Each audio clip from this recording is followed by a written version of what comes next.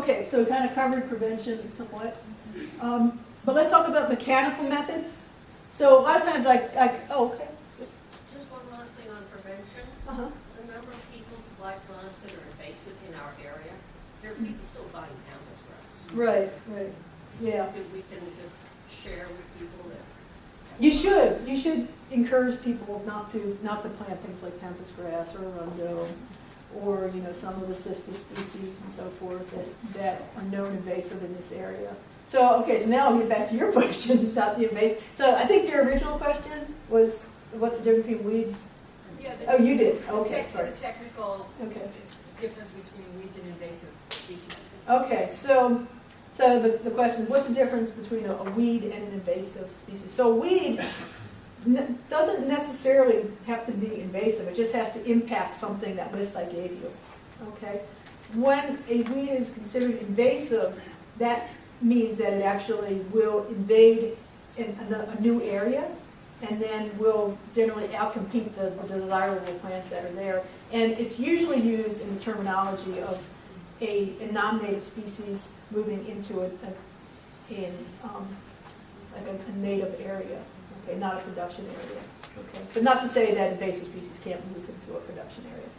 But then there's this other classification actually called noxious weeds.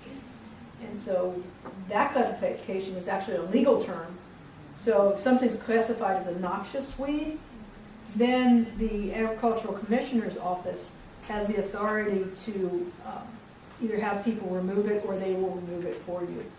Okay, so there's some weeds like it. For example, in San Diego, we grow St. John's wort as a you can buy it as for a ground cover or an ornamental plant.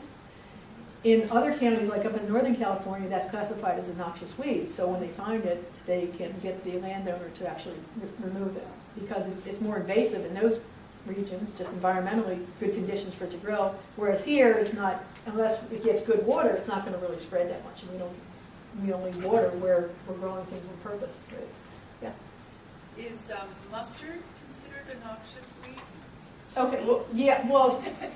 Okay. So mustard is that considered noxious weed? So as far as sort of this classification, as far as what's controlled, as far as noxious weeds, is that once, and this is kind of a weird situation, is that they're classified, and you could ask the entomologist that's coming in next week, Tracy, because she's in the enforcement area, but they're classified as, I think, A, B, C, and Q, okay? So if a pest is classified as a Q-rated pest, okay, that's like Asian citrus dust, that's quarantine, so it can't be moved outside. An A-rated pest is something that the ag commissioner says, it's got to be destroyed, it can't be moved, things like that. B-rated is, it's up to the ag commissioner to decide, I might be getting B and C, to decide, how important it is. And C-rated is like, yeah, it's a bad problem, but it's so pervasive that we're not going to spend any time and money on controlling it, okay? So, let me just see. So for example, something like, snail, like brown garden snail. I think it's classified as like a C, but it's everywhere. But if the ag commissioner wanted to do something, like somebody was shipping a plant from one place to another, and the other place doesn't have snails, then they can say, well, we're classifying this as a C rated. That we can't do anything about it, but you have to control it before you can ship to the next place. So that's sort of the other classification. So there's sort of this legal part, and then there's sort of the botanical part about what's invasive and what's actually weed. Does that confuse you anymore? Yeah. So what I'm kind of hearing is that an invasive plant will take over some kind of a native habitat or a natural type of plant or growth of the area, right, where weeds don't necessarily do that. They live in and among rather than so much. Yeah. So here's the thing: is that weeds is just sort of the big umbrella, and under weeds you could have an invasive type plant, and then you could sort of have your generalist weed, and then they're pernicious and predatory. Yeah. Oh, it's the double P. Yeah, I'm not exactly sure where predatory comes in. I own about 5.5 acres of chaparral that not burned in about 25 years. I thought as a good land manager, I would remove the dead, dying, and disease invasive species, which I did. And I had beautiful ceanothus and other native plants there. But because of the sunlight now, next year I had meadows of Yes. all kinds of plants at this point. Some were native, some were invasive. And I wound up having a more fire-prone land because now I had all the flash fuels as opposed to the chaparral. So sometimes no matter what you do, you're going to be behind the 8 ball. It is very true. I mean, I have to say, and sometimes, you know, the fire company, this is what happened when, I guess, I can't remember how long ago we had that big fire that 2007? that sounds about right. And then people started seeing plants that they hadn't seen in years because they were fire followers and they hadn't had a fire there. And the worst thing people do is to cut out all of these native plants, and then what comes back are all the flash fuels and the weeds that make it a more dangerous fire situation than if they left the property alone. Right, yeah, so definitely we want to maintain as much as the native plant population as we can, so we have these, now, kind of eludes me, but it's not like there's just like one plant, there's sort of a group of plants that you find in these native areas. And Chaparral. yeah, and there's another one too, like, just can't remember what it is off the top of my head, because, oh well. Okay, but anyway, that's a good point about that. So, okay, so let's go to, continue on though, because we have about 20 minutes for lunch. Okay, so mechanical methods. So we have your mowing, hand removal, that's everybody's favorite thing, right? Yeah, love that. Second favorite is the hoeing, and then tilling, etc. And this mulches and landscape fabrics, they're more of a physical method, but I usually group them together because it's hard to kind of distinguish between them. Yeah? I have a question about hoeing. The recent material that I've been reading is suggesting that hoeing is one of the worst things that you can do because it's actually bringing up. So, Okay. where do you stand? Well, hoeing, when done properly, does not do that. Believe it or not, there's actually a way to hoe plants. Do you have a favorite? Because you're getting, yeah, I named this one, this is Bonnie. Okay, no. No, I mean, you're getting, see, there's hoeing and there's tilling. So when you're actually bringing stuff up, that's actually tilling, even though you might be using a hoe. You want to avoid tillage. So are there some hoes that are literally more like Japanese hoes? Are there some hoes that are more effective than others? Okay. So this is I heard somebody say it. Did you see that? Okay. This is a hula hoe, scuffle hoe, D hoe. Sometimes they call this. This is the actual brand. It's called hula hoe, and they call it that because it swivels a little bit. And I've never been able to do that myself. So we will. But the beauty of this is that when you're using this to manage weeds, let me see. I might actually have a picture. Let's go. All right. So you know about mowing. I'm not going to dwell too much on that. Okay. Okay. I'll just go through. So tillage. Okay. This is what you're bringing. The reason they say is you're bringing more weed seeds to the surface when you till. Okay. So you want to avoid that unless you have emerged weeds that you just might be perennials. In which case you can bring them to the surface and let them dry out on the surface and rake them up. But for annual weeds, it's not so great because most of the weeds are going to be germinating from the top inch or so. And so if you are controlling those, but you're also going deeper and bringing up the weeds that were 4 inches down or 3 inches down, now they're all ready to germinate. You're breaking their dormancy. So they're going to come out. So you want to minimize the amount of tillage that you're going to be doing. And the other thing is that, particularly like in this case, so here's some plants here. They're not very big. This looks like some kind of melon. So they're not very big. Their roots are probably only out to about here, right? But, so you can till between those rows if you're so inclined, no matter why. But once you start growing, those roots might be coming out to here. And what happens is you are inadvertently damaging the roots. And what happens is when the roots are damaged, the plant essentially slows down growing on the top growth till the roots are reestablished. So you get stunting. And if you do the whole field, you probably don't notice it because everything's stunted. But if you just end up, if you do the experiment, say I'm going to till this side and not till this side, you will see a difference just because the roots are damaged. Okay, so here's the hoe, right, like that. Here's the thing that I was telling you about. So the way you would use this, okay, is you just scrape it. There's two ways to use it, actually.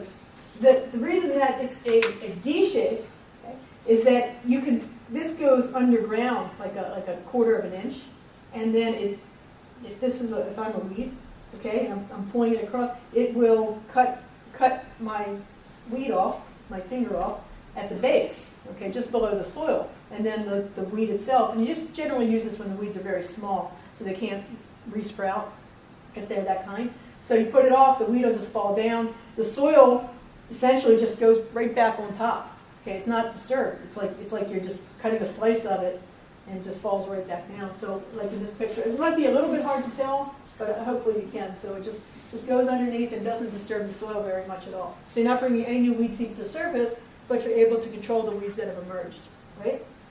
Okay? Is everybody good with that? Okay.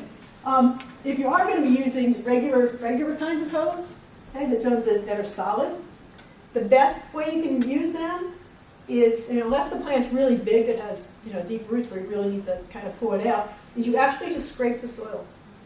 Okay, so just put it on top and just lightly scrape the soil, and you're sort of rubbing the weeds off. And you can sharpen it too. Don't forget to sharpen your tools. Yeah, let me show you. But you've got like tubers and things running around down there. How do you get to Okay, so this is good for annual weeds primarily. Yeah, so perennial weeds, like I said, are really tough. So most of the time, perennial weeds, you actually do have to go and pull them. Did you say there were two ways to use that? Oh yeah, the other way is if you were just going to use that as a regular, like a solid hoe, you could just scrape this along the surface as well. Yeah, so that's why I like this. You can use it in a couple different ways instead of having, two different kinds of hoes. But you can also sharpen this. You always want to keep your tools sharp. The soil is pretty rough on metal. All right. Any other questions about hoes? Yeah. And then just leave the weed that you cut, just leave it. If they're small enough, you do. If they're bigger, you want to move them off site. Again, because they're in that flowering issue. I said if they've got flowers.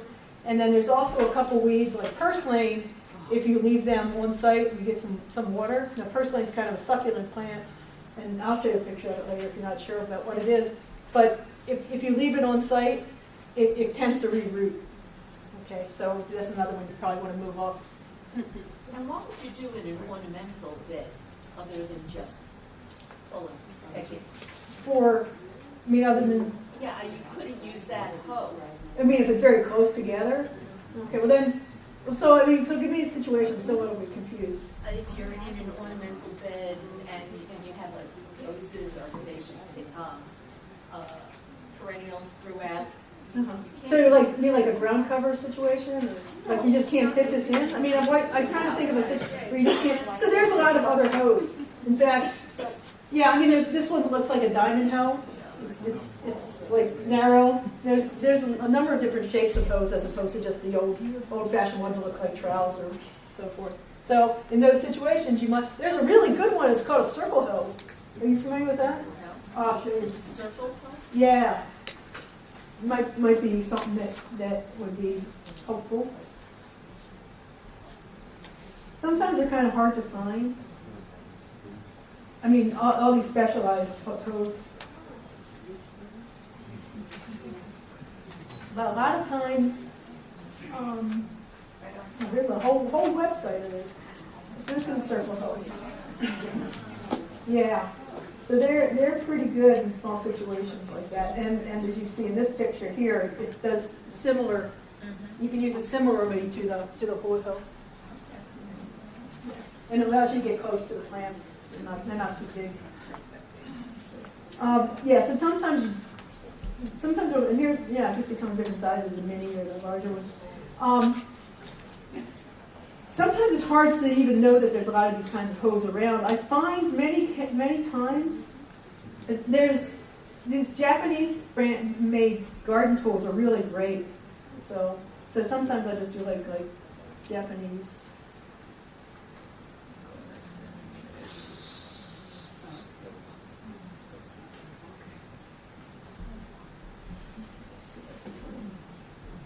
Yeah, so just they're really very good, and they're generally pretty sharp, and you can find many times, let's see if that'll start up here. Many times you can find things that, like tools you didn't even know that you needed. Yeah, okay. Like these sickle knives are really good. I have one of those, and they're pretty cheap, or at least one I have. This one's not so cheap, the one I have pretty cheap. Yeah, so anyway, I find them quite good. So anyway, it's just to kind of give you a heads up on that one. Whoops.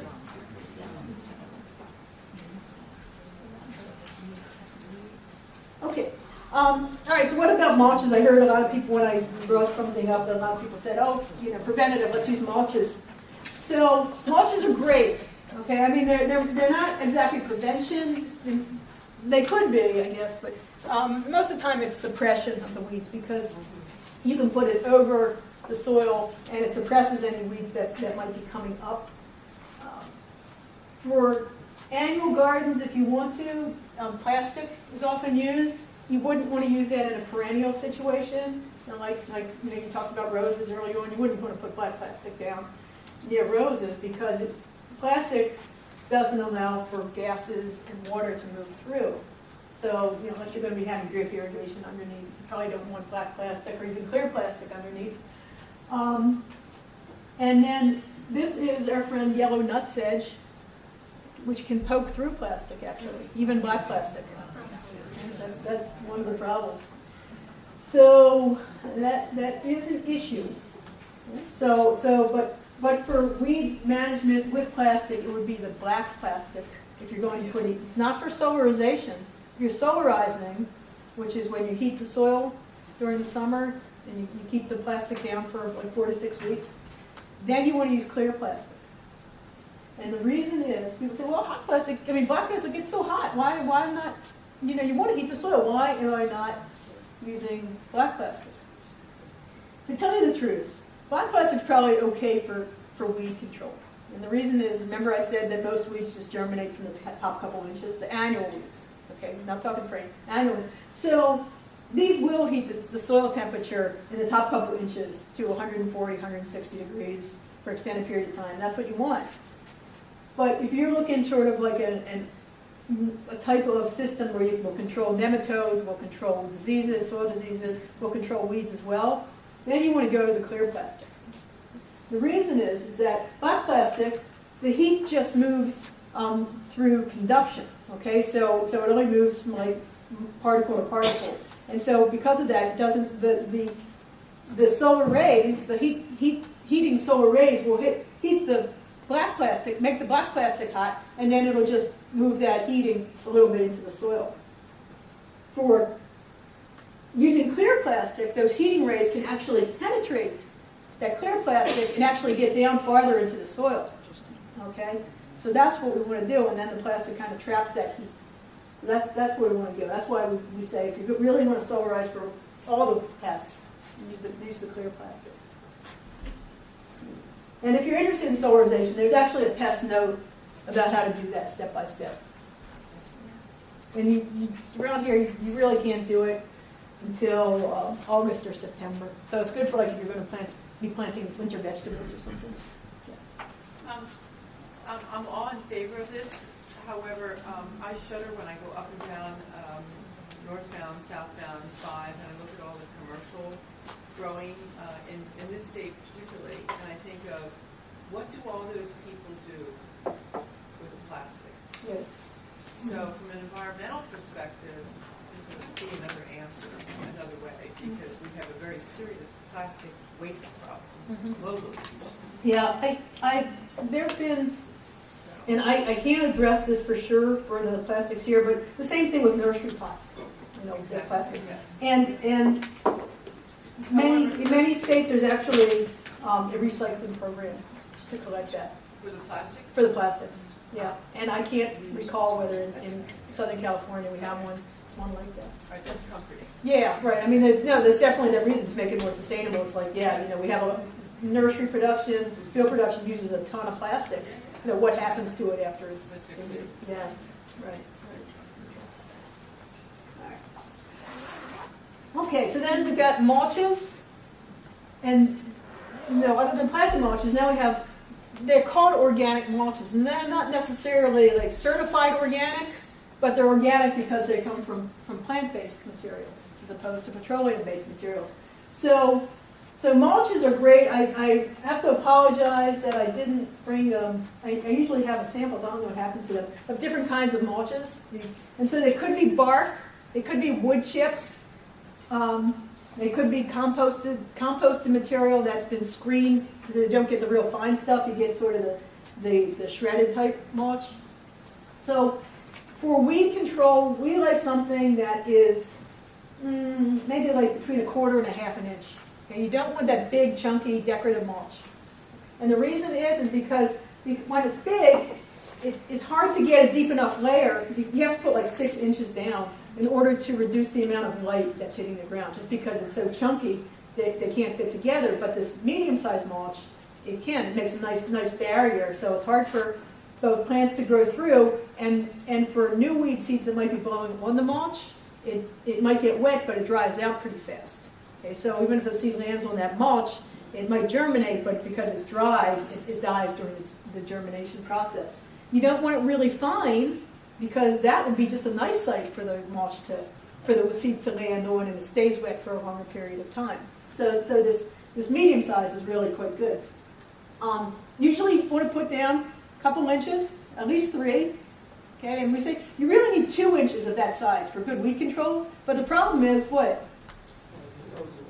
It degrades, right? So if you put 2 inches, in about 1/2 year, it'll probably be down to 1 inch, and that's not enough for weed control. So we say 3 inches, 4 inches, something like that. So you only have to put it on about once a year if you're going to grow that way. I mean, my own personal house, I only put down 2 inches, but I keep, because 4 inches is just too much for my garden. It's pretty small. But I keep on it. I don't let it open up, because whenever you have open area, that's where the weeds are going to come up. So this is too much.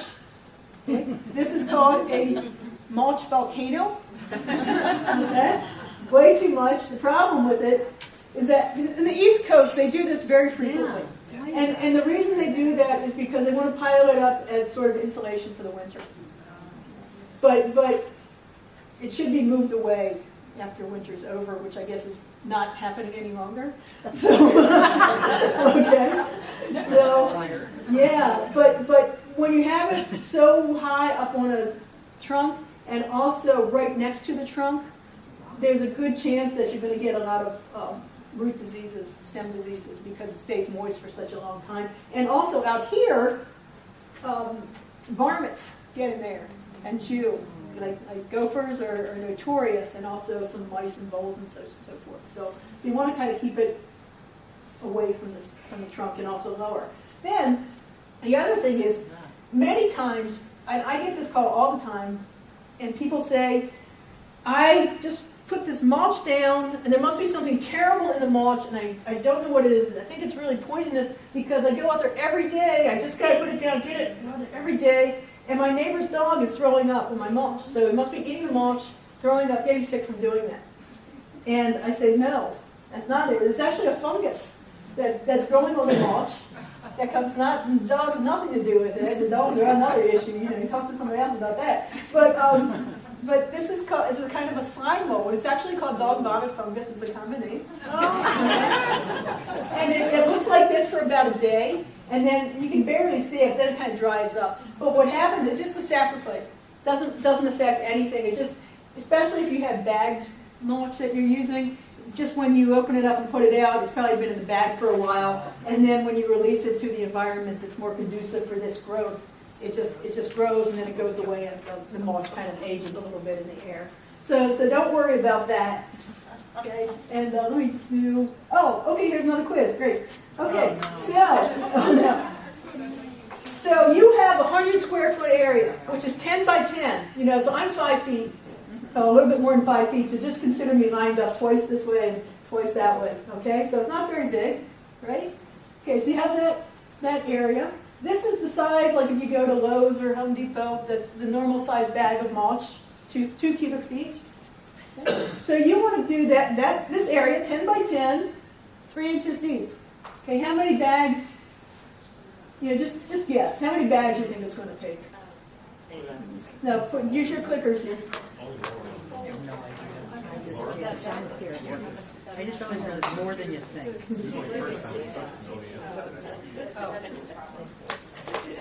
And don't say, I'm only going to spend $30. That's how much I'm going to buy. I've had that dog vomit stuff just show up in my yard randomly. Oh, sometimes it happens. That happens. Yeah, right, yeah. I mean, it's just the, Just bumps up. yeah, it's I pretty. put a lot of shredded paper.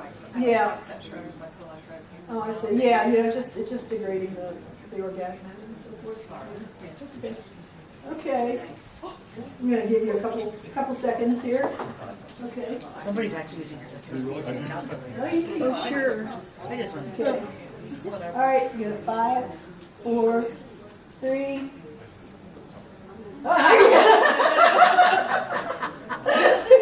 you go. 2, 1. Okay. Okay. So, look at. Few people thought you only needed 3. Most people say I think 8, and then another group says 13. Okay. All right. So let's see how much we really need. Okay. So there's a mulch calculator. You can just search mulch calculator. Okay. So you would need almost 13 bags.